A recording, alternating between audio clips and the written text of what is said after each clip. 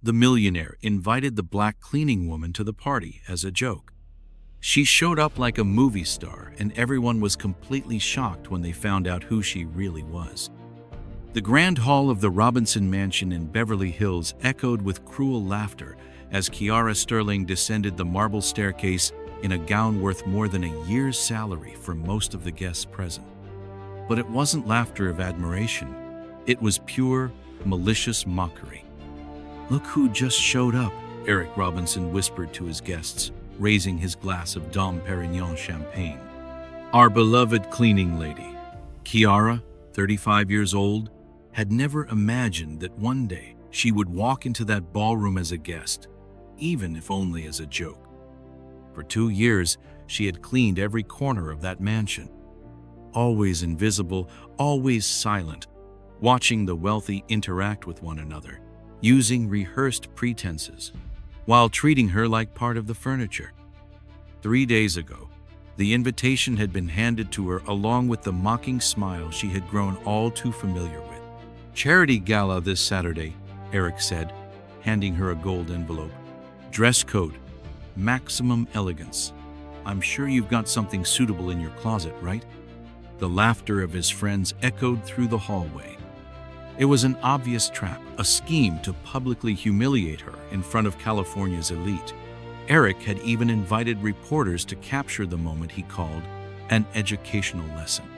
"Bet on it," Eric said to his wife, Emily, as Kiara was vacuuming the floor the day before.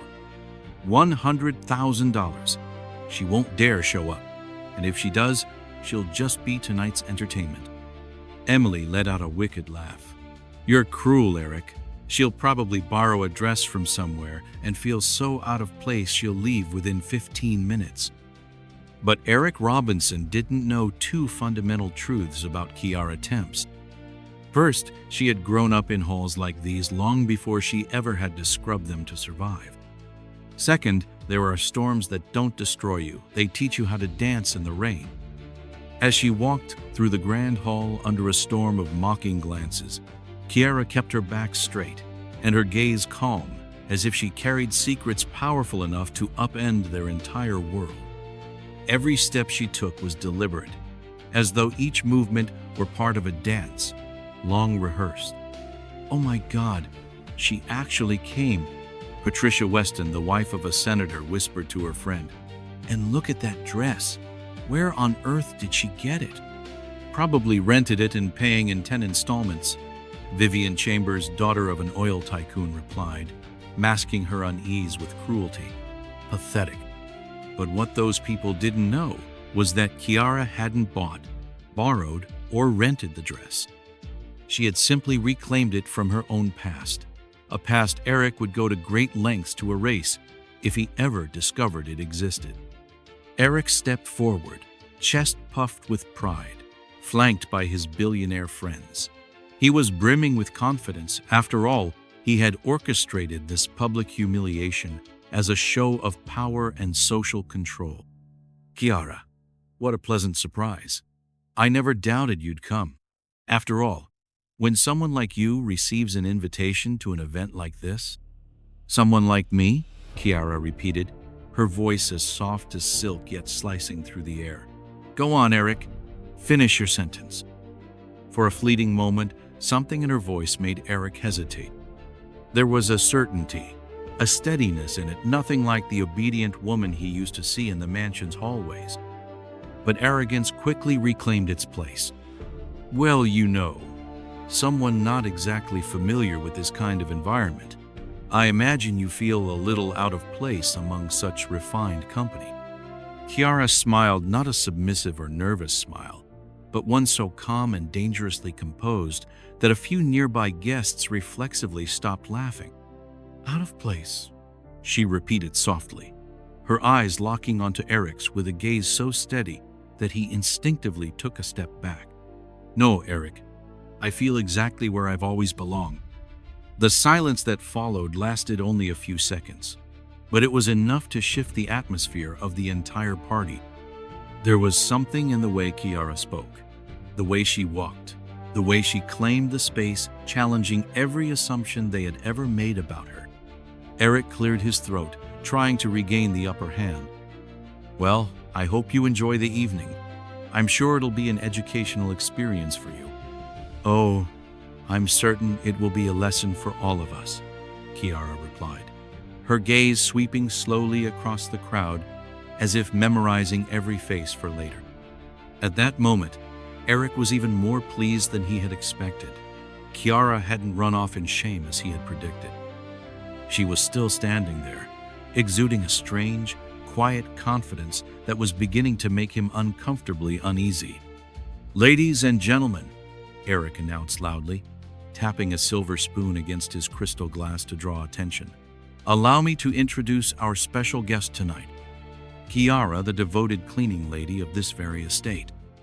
Laughter erupted once more across the hall, sharp and ruthless like blades. Phones began to flash society wives snapping photos to post online with mocking captions. "Eric," Emily whispered beside him, feigning concern. "Don't you think you're going a bit too far?" "Too far?" Eric laughed heartily. "I'm giving her the opportunity of a lifetime. When else would someone like her get to attend an event like this?" Kiara remained standing in the center of the room, all eyes fixed on her. But instead of the embarrassment everyone was expecting, her face held a calm that was almost unsettling, the look of someone who had weathered far greater storms. Patricia Weston stepped forward with her group of friends, all of them wearing cruel, practiced smiles. "Dearest Kiara, tell me, how long did it take you to pick out that dress? Must have been hard to find something suitable, wasn't it?" "Actually," Kiara replied with a composure that made Patricia falter, "this dress has a special story. It belonged to my mother." "My mother?" Vivian Chambers burst out with a mocking laugh. "And where did your mother get that dress? A high-end thrift store, maybe?" Kiara smiled, but there was something dangerously sharp beneath that smile. "My mother last wore this dress at a gala just like this one, 20 years ago, when she was still Kiara Monique Robinson." Silence fell over the room. Some guests stopped their conversations, sensing that something significant had just been revealed. Eric, who had been laughing with his closest friends, slowly turned around. "What did you just say?" "Temps Robinson," Kiara repeated, her voice sharp as a blade slicing through the air. "It's amusing how some people choose to forget their family's past when it's convenient." Eric's face began to pale. Emily instinctively tightened her grip on her husband's arm, sensing that something was very, very wrong. "You're delusional," Eric said, but his voice no longer carried the strength it had before. "I don't know what game you're playing, but—" "This isn't a game, Eric," Kiara cut in. She stepped forward, and a few guests instinctively backed away. "This is history. Our history. The history you tried to erase when it became more convenient to pretend that certain members of the family never existed." The phone cameras were still recording, but now for an entirely different reason. Whispers began to spread through the room like wildfire. Emily tugged at Eric's sleeve. "What is she talking about?" "She's lying!" Eric snapped, but his hand had already begun to tremble. Kiara reached into her small clutch and pulled out an object that made several guests gasp. A ring. Not just any ring, but the Robinson family's heirloom engagement ring, engraved with the family crest and set with the signature deep blue sapphire passed down through generations. "This ring," Kiara said, holding it up for all to see, "was given to my mother by my grandfather, Benjamin Robinson." "My grandfather?" Eric exclaimed, panicked. "Where did you get that? Did you steal it?" Kiara let out a laugh, but there was no humor in it. "Eric, you can't steal something that is yours by blood." Patricia Weston, standing frozen, whispered to her friend, "Oh my God, do you think she's telling the truth?" "No way," Vivian replied, but her voice had lost its certainty. "If Eric had a cousin, he would have told us." Kiara heard them and turned around. "Cousin? No, ladies. I'm not Eric's cousin. She paused for a beat, then looked Eric straight in the eye. I'm his half-sister, same father. The room exploded into murmurs and stunned gasps. Eric looked as if he'd been struck by lightning. Ridiculous, he shouted, but his voice cracked. My father would never. Benjamin Robinson had a relationship with my mother, Jade, Kiara continued without hesitation. For 5 years, she was the family's piano teacher. When he found out she was pregnant with me, he promised to take care of us, and he kept that promise until the day he died. Emily now raised a hand to cover her mouth, her eyes shifting between Kiara and Eric, as if watching a slow-motion train wreck. And you, Eric, Kiara said, pointing directly at him, decided it was easier to pretend that my mother and I never existed. You cut off the support, sold the house your father had bought for us, and left us in absolute poverty. I had no obligation, Eric began. No obligation to care for your own father's family? Kiara cut in, her voice ice cold. An interesting stance, especially considering you inherited 100% of an estate that should have been split in half. The truth in Kiara's words began to sink into the minds of the guests. Many started to distance themselves from Eric, as if merely standing near him might taint them by association. Prove it, Eric said, desperate. Anyone can make up a story and flash a ring. Kiara smiled again, and this time, there was something predatory in that smile. Oh, Eric, do you really think I came here without evidence? She pulled out her phone and signaled to someone near the entrance. They can come in now. 3 people walked into the grand hall, and from that moment on, the lives of everyone present would be changed forever. Diane Morrison, the most renowned investigative journalist in Beverly Hills. Eric Park, an attorney specializing in inheritance law. Dr. Alexander, the former personal physician of the Robinson family. Dr. Alexander? Emily whispered, stunned. What are you doing here? Dr. Alexander, who had cared for Benjamin Robinson in the final years of his life, stepped into the center of the room. His hands trembled slightly, but his voice was steady. 20 years ago, I was forced to sign a falsified death certificate. Benjamin Robinson didn't die of heart disease. He was slowly poisoned with arsenic over the course of several months. The room erupted in horrified gasps and cries. Diane Morrison raised her hand for silence. Please turn off all phones. This is an official deposition, being recorded for legal purposes. Eric was now in a full-blown panic, sweat pouring down his face. You're insane, Alexander. My father died of heart failure. Your father discovered you had been embezzling money from the company for years, Dr. Alexander continued without pause. He revised his will to include Kiara as a rightful heir and was preparing to go to the authorities when he began showing strange symptoms. Kiara remained silent. Tears shimmered in her eyes, not of sorrow, but of release. After 20 years, someone had finally spoken the truth. Eric Park opened his briefcase and pulled out a document stamped with an official red seal. This blood sample was tested last week by an independent laboratory. The levels of arsenic found were within the lethal range. You're all making this up, Eric shouted, his voice unraveling. This is a plot to destroy me. Diane Morrison stepped forward, her expression calm and unshaken. Mr. Robinson, I have audio recordings of 5 separate conversations between you and Dr. Alexander, dated between 2003 and 2004, in which you threatened to ruin his career if he ever revealed anything. Kiara finally spoke, her voice cutting through the chaos like a blade. Eric, you didn't just kill my father. You stole 20 years of my life. I didn't kill anyone, Eric cried, pointing wildly at everyone in the room. All of you are lying. Then explain this, Kiara said, plugging her phone into the mansion's sound system. An audio recording began to play. Eric's voice, unmistakable, echoed through the room. "Alexander, you will not say a word about what you found in the old man's blood. If you do, I guarantee you'll never practice medicine again. As for that woman and her bastard child, they'll have to fend for themselves." The room fell into absolute silence.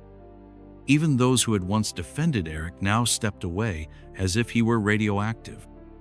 Emily looked at her husband with utter contempt. "Eric, did you really do this?"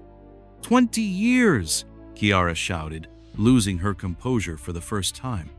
20 years cleaning my father's blood off the hands of the man who killed him. She took a deep breath, then regained her deadly calm. "You want to know how I got all this evidence? I didn't end up working here by accident. I applied for that position deliberately and spent 2 years gathering evidence from the inside." Eric screamed in desperation. "Even if all of this is true, it doesn't change anything. The estate was settled years ago." For the first time, Eric Park smiled. "Mr. Robinson, when there's evidence of murder, all inheritance claims are subject to review under the original will.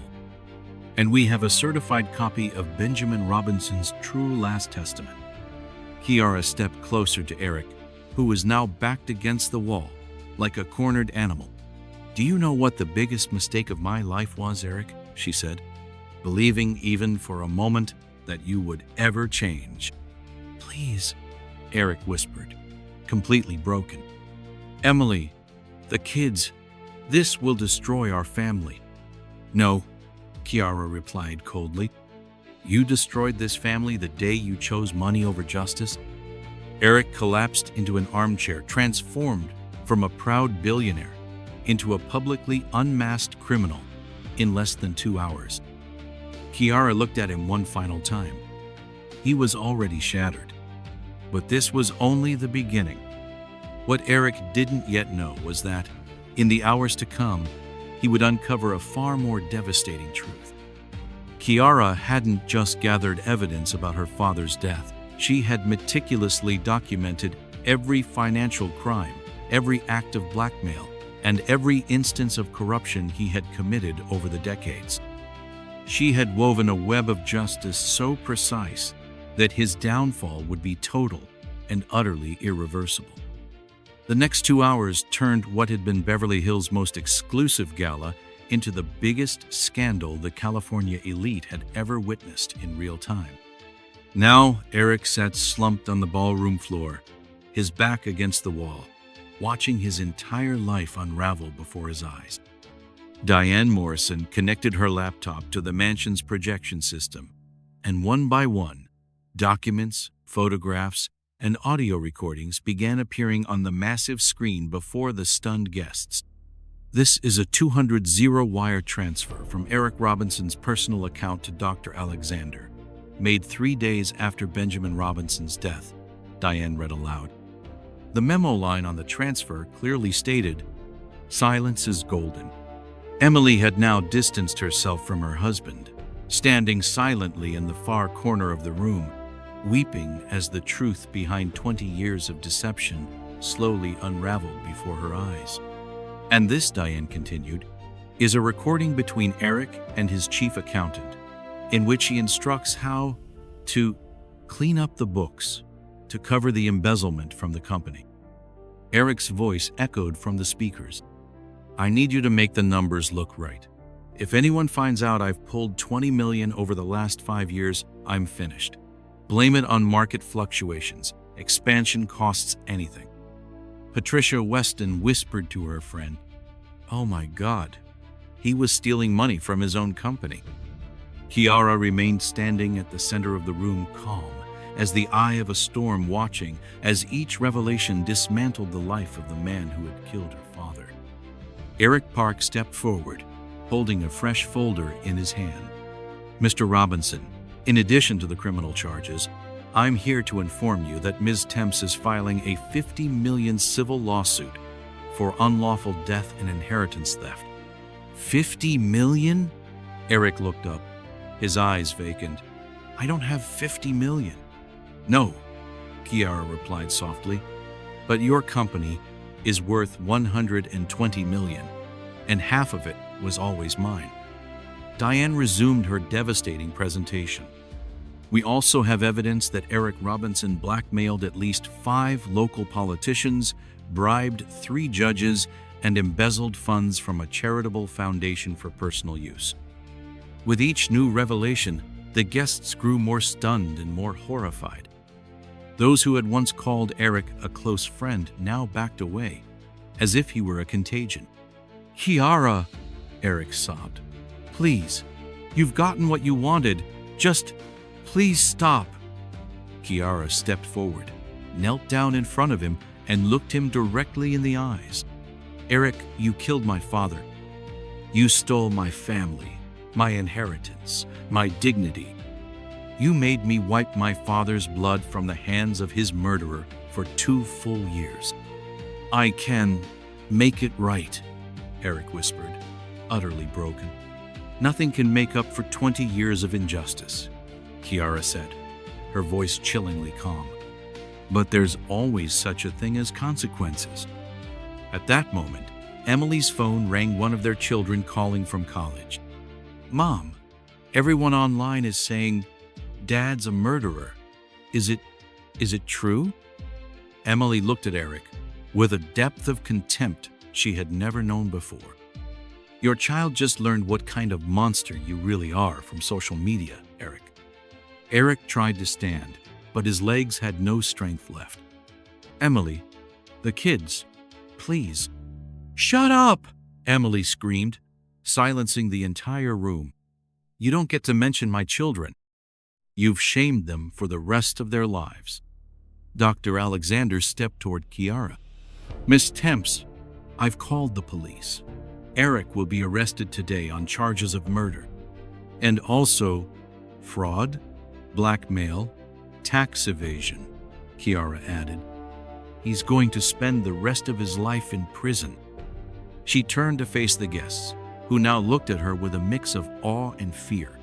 I want everyone to understand one thing.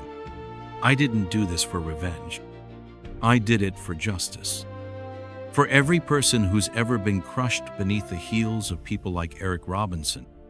Patricia Weston stepped forward, stammering. Kiara, we're so sorry, we didn't know. You did know, Kiara replied, her voice steady. You saw me being treated like garbage. You laughed. You joined in. The only difference now is, you know I have more money than you. The sound of police sirens echoed in the distance. The authorities had arrived. Eric looked at Kiara one last time, eyes filled with tears. You've ruined my life. No, Kiara said, rising to her feet with every ounce of dignity. You ruined your own life the day you chose evil. I'm just the one who brought the truth into the light. As the police led Eric away in handcuffs through the very hall where he had planned to humiliate Kiara just hours earlier, she stepped out onto the balcony. Outside, dozens of reporters, cameras, and journalists had gathered. The story had already spread everywhere. Emily stepped out onto the balcony beside her. Kiara, I truly didn't know anything. I know, Kiara said gently. You were a victim of his too. So, what happens now? Kiara looked out over the glittering city below. Now, Emily, justice will be served. And maybe, just maybe, Beverly Hills will learn that class isn't measured by a bank account. As Eric was escorted out of the mansion by police through the very grand hall where just hours earlier he had mocked the cleaning woman, Kiara felt something she hadn't known in 20 years, peace. What Eric didn't know, and would come to learn in the most brutal way over the next few hours, was this. Kiara had planned every detail, not just his downfall, but the complete rebirth of her own life. And now, the Robinson Empire had a new heir, one who would wield that power to protect the very people Eric once trampled. 6 months later, Kiara Monique Robinson sat in Eric's former office, now completely transformed. The walls that once displayed arrogant trophies were now lined with certificates from social impact projects and photographs of employees who had risen from entry-level positions to executive roles. Eric had been sentenced to 25 years in prison without parole on charges including murder, corporate fraud, blackmail, tax evasion. His entire personal estate had been seized to compensate his victims. And Kiara was just one of many people Eric had harmed. Miss Temps Robinson, said Amanda, Kiara's new executive assistant, who had once been a janitor as she entered the room. Forbes is here to interview you about the company's incredible transformation. Kiara smiled. In just 6 months, she had increased the company's profits by 40% simply by treating employees like human beings, paying fair wages, promoting based on true merit, creating a respectful and healthy work environment, something Eric had never accomplished despite all his power and wealth. Emily had filed for divorce immediately and moved out of state with her children. Before leaving, she met with Kiara to offer a final apology. You could have destroyed us completely, but you chose to protect my children. I will never forget your kindness. Kiara replied, children are not responsible for the sins of their parents. They deserve the chance to become something better. Dr. Alexander now served as the company's medical advisor, providing free health care to all employees. I never thought I had the courage to do the right thing, he told Kiara during a meeting. You taught me that it's never too late to reclaim your dignity. Patricia Weston and Vivian Chambers had tried to reconnect with Kiara after the scandal, but she maintained a polite distance. When you thought I was beneath you, you mocked me. Now that you know I have money, you want to be friends. That alone says everything I need to know about your character. Kiara's story spread across the globe. She received invitations to speak at universities on leadership and social justice, but she chose to focus on real, tangible work.